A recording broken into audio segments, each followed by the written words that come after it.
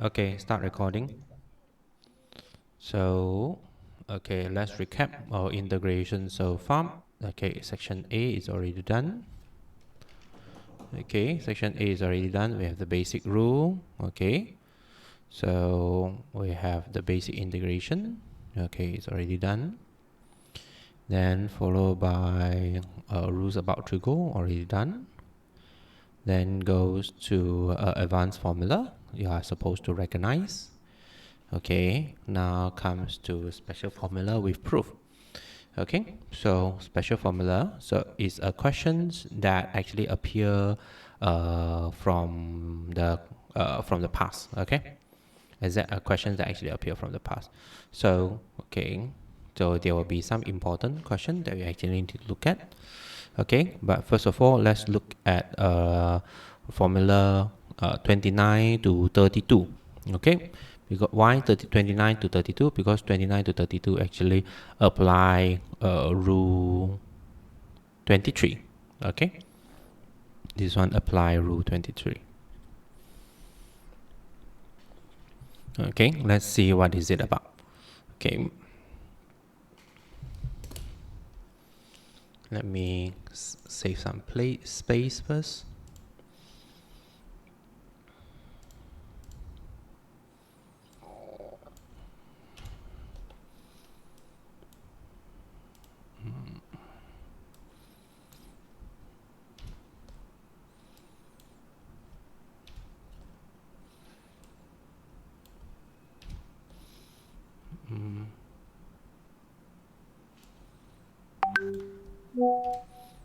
Okay, let's see what can we do with this.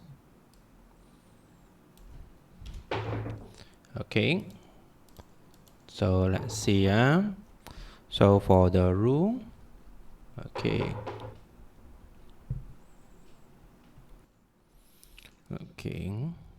so rule 29 to 32 first. Okay, 29.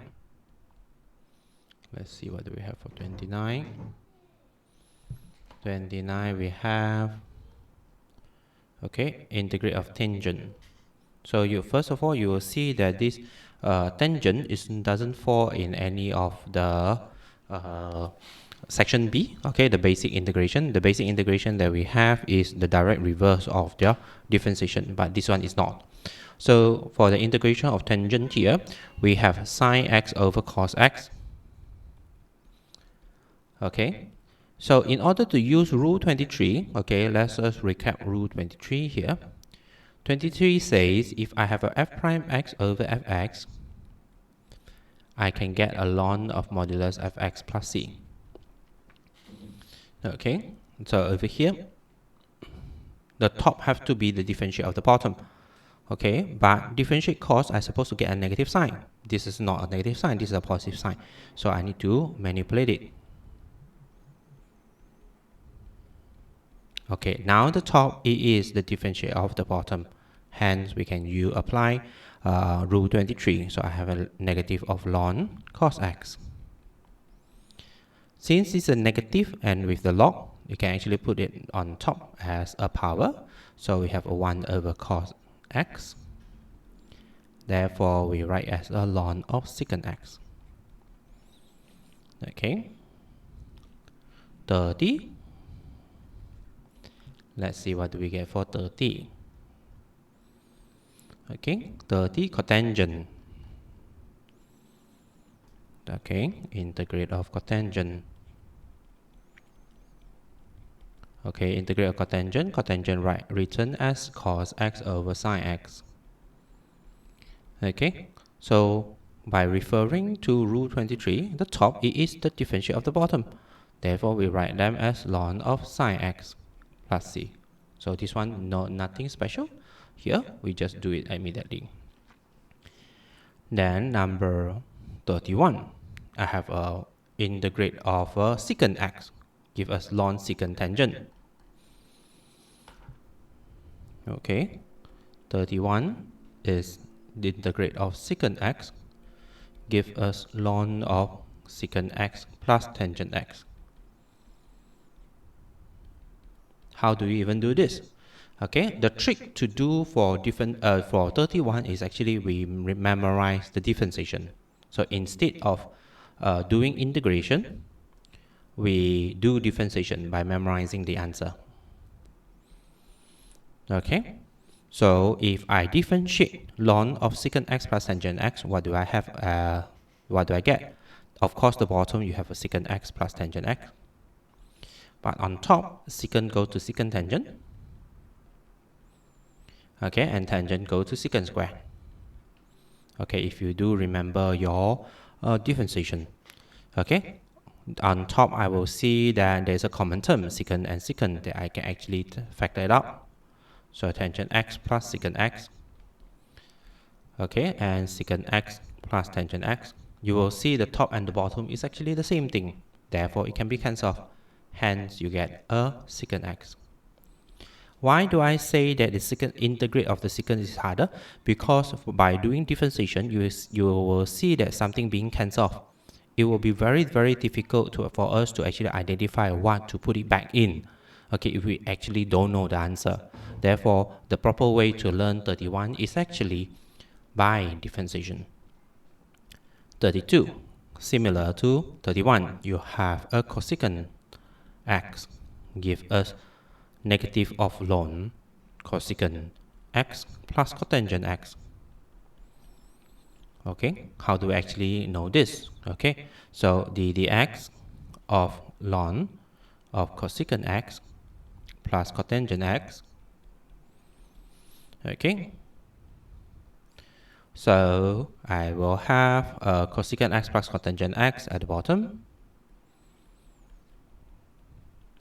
Okay, differentiate of the cosecants become negative cosecant cotangent. Differentiate of the cotangent give us negative of cosecant square. Similarly, you will see that there is a negative cosecant x that can be factored out. So cotangent x plus cosecant x over cosecant x plus cotangent x, which actually allow you to cancel them off. Okay, you left with negative cosecant x. So since integration is a reverse process of differentiation, okay, you will see that the result of integrating cosecant x gives us negative ln. That's how we actually remember them. Okay. What about other proving questions? Proving thing that we need here, like 25, 26, 27, 28, 29. This will require us to do item 34. This will need us, I need to do item 34. So item 34 here.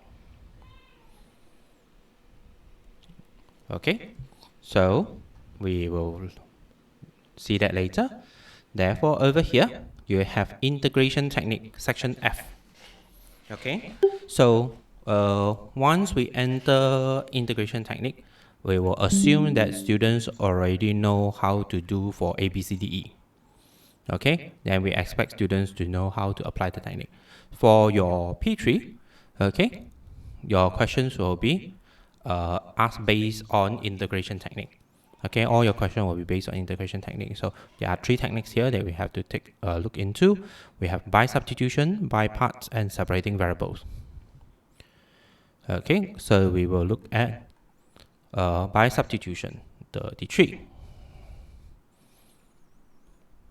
The D3 by substitution.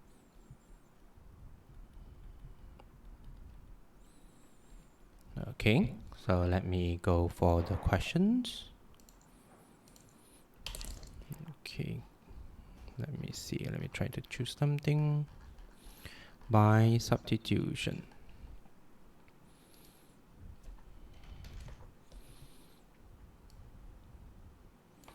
Okay, let's see from here. Okay. Okay. For P3 wise, the question will be very nice. They will tell you, oh, you need to use substitution. You need to use equals to something in order to get the answer. So that's why they give you this. But when it comes to further maths, students were expected to know when to use substitution. Okay, of course, that will be totally depends on their experience.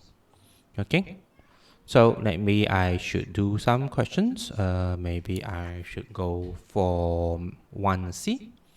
Okay, maybe I should start with 1C. So 1C, here I have integrate of 1 plus sine x over cos x dx. The purpose of the substitution is to help us make something complex into something easier.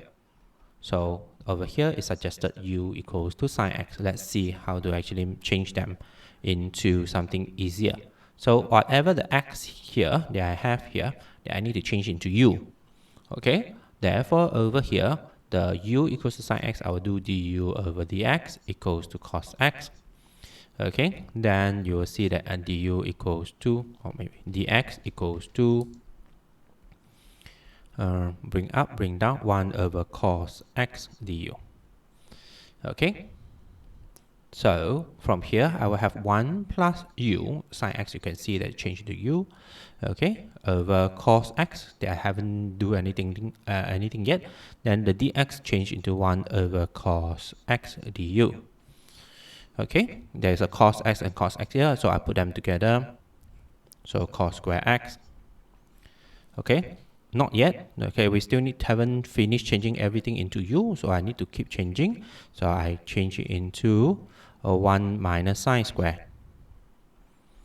Okay, now I have a 1 plus u, 1 minus u square.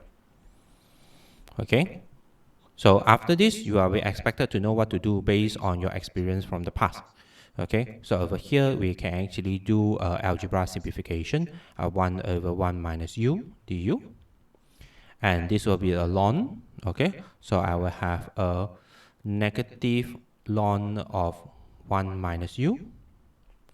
And don't forget to actually change the u back to sine. So negative of ln of 1 minus sine x plus c as your final answer. You can see that the work is actually quite tricky, okay? But it's an important technique that students need to know. Okay, let me give you the answer for the 6F.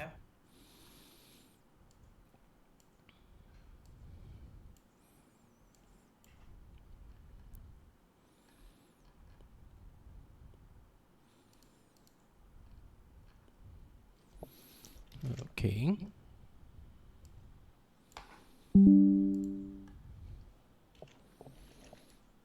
This one, I will let you try out one technique first, okay, before we actually continue.